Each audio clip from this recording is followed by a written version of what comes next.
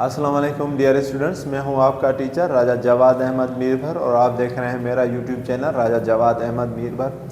Chapter number 3 periodic table and periodicity of properties के हमने पहले जो 6 MCQs थे पहले पार्ट में कर दिए थे। अब बाकी जो 4 MCQs है वो हम इसमें कर रहे हैं। सबसे पहले आप देखें, the shielding effect across the period increases, decreases, moderate या सेम, ये हमसे ये पूछ रहा है।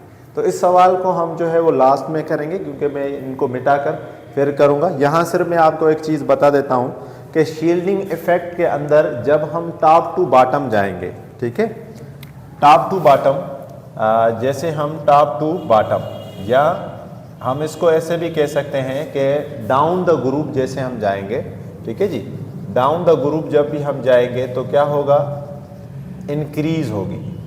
शील्डिंग इफेक्ट क्या होगा, इंक्रीज होगा, याद रखें। जैसे ही हम टॉप टू बॉटम जाएंगे या डाउन द ग्रुप जाएंगे शील्डिंग इफेक्ट इंक्रीज होगा। लेकिन यहाँ इसने क्या पूछा है कि across the period, across the period का दूसरा मतलब है लेफ्ट टू राइट। अगर हम लेफ्ट टू राइट जा रहे हैं तो ये ना इंक्रीज होगा ना डिक्रीज होगा, बल्कि क्या होगा, रिमेन सेम। रिमेन क्या हो जाएगा, सेम हो जाएगा। ये बात आपको याद होनी चाहिए। बाकी जितनी भी प्रॉपर्टीज़ थी वो अगर टॉप टू बॉटम आ रही थी तो इंक्रीज या डिक्रीज हो रही थी, और अक्रॉस द पीरियड इंक्रीज या डिक्रीज हो रही थी। लेकिन शील्डिंग इफेक्ट जो है वो डाउन द ग्रुप इंक्रीज होगा, लेकिन अक्रॉस द पीरियड क्या होगा, वो सेम होगा। शील्डिंग इफेक्ट किसको कहते हैं, ये हम इनको मिटा के फिर मैं आपको समझा देता हूँ। पहले हम बाकी MCQs कर लेते हैं। The ability to attract share pair of electron, again ये भी जो चीज़ है इसको भी हम समझेंगे, ठीक है। यानी ये जो 2 MCQs है ये हम यहाँ लिखेंगे, बाकी करके इनको मिटाएंगे, फिर मैं ये दोनों सारी चीज़ें आपको समझाऊंगा कि क्या कहते हैं। The ability to attract shared pair of electron, जो भी शेयर्ड पेयर ऑफ इलेक्ट्रॉन्स हैं अगर उसको हम अट्रैक्ट कर रहे हैं तो इस एबिलिटी का नाम क्या है, इलेक्ट्रोनेगेटिविटी। इसका नाम क्या है, इलेक्ट्रोनेगेटिविटी, ठीक है। तो दूसरे का यानी 8वें का हमारे पास हो गया बी। अब आ जाए 9वें पे। In group electron affinity decreases from top to bottom. Electron affinity decrease होती है टॉप टू बॉटम। क्यों डिक्रीज होती है, क्योंकि एटॉमिक साइज जो होती है वो क्या होगी, इंक्रीज होगी। एटॉमिक साइज क्या होगी, इंक्रीज होगी। ये जो इलेक्ट्रॉन अफिनिटी है, ये जो इलेक्ट्रोनेगेटिविटी है, और ये जो हमारे पास है आयनाइजेशन एनर्जी, ठीक है जी। तो ये तीनों के तीनों यानी इलेक्ट्रॉन अफिनिटी, ठीक है जी, यहाँ मैं लिख लेता हूँ, electron affinity, electronegativity, ionization energy, ये तीनों के तीनों इनवर्सली प्रोपोर्शनल किसके साथ, साइज के साथ। साइज बढ़ेगी तो ये जो है वो क्या होगी, डिक्रीज होगी, ठीक है। और अगर साइज जो है वो कम होगी तो ये इंक्रीज होगी। तो 9वें का जो भी है वो भी है। अब ऑल ट्रांजिशन एलिमेंट्स आर, अब यहाँ पर जो ट्रांजिशन एलिमेंट्स हैं वो हम कहते हैं डी ब्लॉक को। लेकिन ये जो ट्रांजिशन एलिमेंट्स हैं, ये ट्रांजिशन एलिमेंट्स में भी 2 चीज़ें हैं। एक चीज़ जो है जिसको हम कहते हैं कि भाई आउटर ट्रांजिशन एलिमेंट, क्या कहते हैं, अगर पूछा जाए आउटर ट्रांजिशन एलिमेंट्स, और ये पूछा भी गया था अभी जो पेपर हुए थे 2022 के, तो उसमें पूछा गया था कि आउटर ट्रांजिशन एलिमेंट्स, तो उसको हम कहेंगे कि ये हमारे पास क्या है, डी ब्लॉक। ये हमारे पास क्या है, डी ब्लॉक। अगर ये पूछा जाए कि इनर ट्रांजिशन एलिमेंट, तो इनर ट्रांजिशन एलिमेंट्स हमारे पास क्या होंगे, एफ ब्लॉक, ठीक है। तो ये जो सवाल आया था आउटर ट्रांजिशन एलिमेंट्स वाला, ये अभी 2022 जो पेपर हुआ था 9th का MCQs में, उसमें आया था और वो डी ब्लॉक है। लेकिन यहाँ पूछा जा रहा है कि ऑल ट्रांजिशन एलिमेंट्स, तो ऑल ट्रांजिशन एलिमेंट्स क्या होते हैं, मेटल्स होते हैं। क्या होते हैं, मेटल्स होते हैं। तो इसके मुताबिक अभी हमने जो है वो 7वें का किया, उसका डी था, 8वें का हमने किया, उसका बी था, और 9वें का बी था, और 10वें का हमने कर दिया, वो भी बी था। तो लगभग जो है 3 का बी है, 1 का डी है। तो बाकी तो मैं मिटाकर आपको ये समझा देता हूँ कि किस तरह जो है वो हम इनको समझेंगे। तो पहले हम इसको मिटा देते हैं। मैं आपको शील्डिंग इफेक्ट का ऐसा कॉन्सेप्ट देता हूँ कि आप कभी ये भूलेंगे नहीं। यहाँ तक तो मैंने आपको बता दिया कि शील्डिंग इफेक्ट जो है टॉप टू बॉटम, जैसे ही हम ऊपर से नीचे आएंगे तो शील्डिंग इफेक्ट इंक्रीज होगा, और जैसे हम अक्रॉस द पीरियड जाएंगे, लेफ्ट टू राइट जाएंगे तो सेम रहेगा, ठीक है। तो ज़रा हम समझते हैं कि होता क्या है बेसिकली। सपोज करें कि ये हमारे पास एक सोडियम जो है वो एटम है, ठीक है जी, सोडियम एटम है, और सोडियम एटम में आपको पता है कि कितने इलेक्ट्रॉन होते हैं जी, सोडियम में 11, कितने होते हैं 11, ठीक है। तो मैं आपको समझाने के लिए जो है वो एक एग्जांपल दे रहा हूँ, कोई भी हो, ठीक है, आप कोई भी आप इसको ले सकते हैं और यहाँ पर जो है ये दूसरा जो है ले लें, ठीक है। तो कोई भी आप ले सकते हैं एलिमेंट। अब होता क्या है कि ये जो है यहाँ पर ये होता है न्यूक्लियस। अब न्यूक्लियस समझिए और ये जो हमारे पास इलेक्ट्रॉन है, आप इनको ऐसे समझें कि ये जो हमारे पास न्यूक्लियस है, ये ऐसे समझें कि ये हमारे पास है अब्बू, फादर है, ठीक है। और ये जो हमारे पास इलेक्ट्रॉन्स हैं ये उसके बेटे हैं।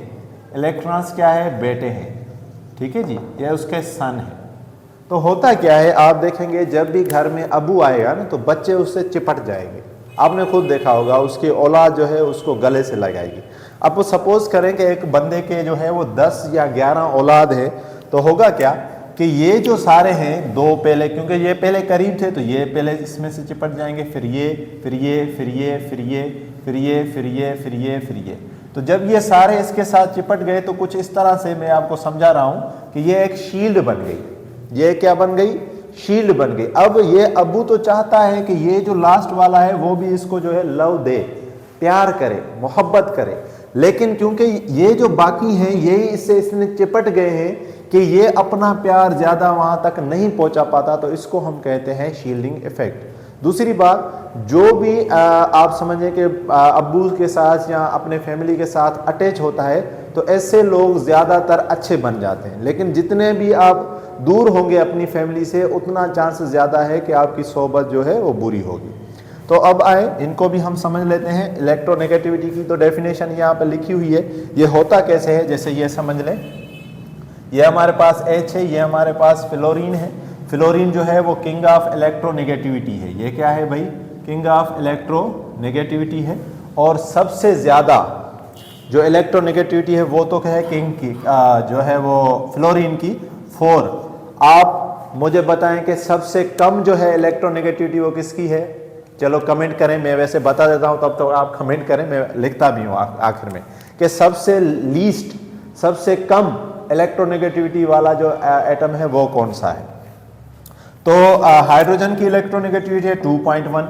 अब यहाँ पर इलेक्ट्रॉन तो इन दोनों के होते हैं शेयर इलेक्ट्रॉन, लेकिन इसके इलेक्ट्रोनेगेटिविटी ज़्यादा है, तो ज़्यादा होने के नतीजे में ये दोनों के दोनों इलेक्ट्रॉन यहाँ आ जाते हैं, ठीक है।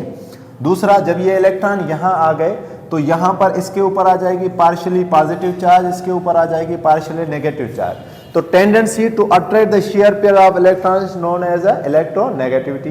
एक और चीज़ भी आपको मैं बता दूं, अगर दो एटम्स या दो मॉलिक्यूल्स जिनके इलेक्ट्रोनेगेटिविटी का डिफरेंस, अगर मैं इनका डिफरेंस निकालूं 4.0 और 2.1, तो यहाँ आ जाएंगे 10, 10 में से एक गया तो 9, यहाँ है 3, 3 में से 2 गए तो 1। तो आप देखें कि 1.9 से ग्रेटर है, 1.9 से यानी 1.7 से, सॉरी 1.9 जो है 1.7 से ग्रेटर है। 1.7 से जब ग्रेटर होगा तो इसको हम क्या कहेंगे? इसको हम कहेंगे आयनिक बॉन्ड। इसको हम क्या कहेंगे? Ionic bond. यानी अगर किसी की भी अगर जो है टेंडेंसी का जो इलेक्ट्रोनेगेटिविटी का डिफरेंस जो है 1.7 से ज़्यादा आ रहा है तो वो हो जाएगा आयनिक बॉन्ड। और अगर 1.7 से लेस आ रहा है, 1.7 से सपोज करो कि यहाँ पर जो वैल्यू आई वो 1.7 से कम आई, 1.7 से कम आई, तो वो हो जाएगा कोवेलेंट बॉन्ड। वो क्या हो जाएगा? कोवेलेंट बॉन्ड, ठीक है। तो ये आपको पता होना चाहिए कि 1 सपोज कर यहाँ पर अगर क्लोरीन होता तो क्लोरीन की 3 होती है, ठीक है। तो अगर आप उसकी वैल्यू निकालेंगे तो 1.7 से कम होगा तो उसकी वैल्यू जो होगी कोवेलेंट बॉन्ड होगी, ठीक है। अब आ जाएं यहाँ पर आयनाइजेशन एनर्जी। आयनाइजेशन एनर्जी किसको कहते हैं? टेंडेंसी हो, ठीक है, यहाँ एक ऐसी चीज हो जो क्या करे? अक्वायर करे एनर्जी, अक्वायर करे एनर्जी या रिक्वायर करे energy to remove electron, to remove electron from gaseous atom, from gaseous atom. और जितने भी हमारे पास